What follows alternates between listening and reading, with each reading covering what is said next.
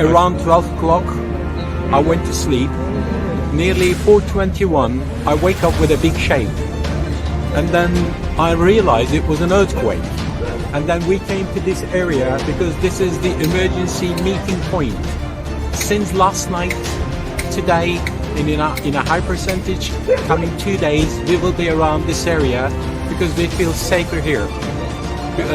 From the local council and the administration of domestic, they said we can't go into the apartment buildings or houses. It is not safe.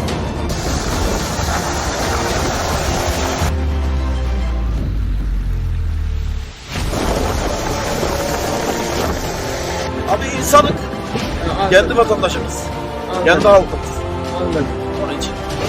Orada ya bina yıkımlar olacak ya da enkazlara kaldırmaz. Başka bir şey yok. Eşit bir yolda çıkmış.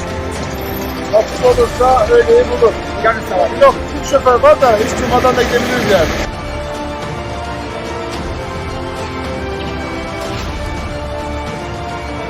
نحن ما نمنا من امبارح لهلا، تعب والرعب مدبوب فينا لحد الان.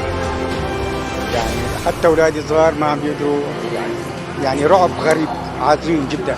10 سنوات ما قدرنا نطلع من بيوتنا، ولكن هذه الهزه اللي صارت نص ثانيه طلعتنا كلياتنا. مثل هيك حوالي مثلا ما في، جبرنا على امرنا وطلعنا.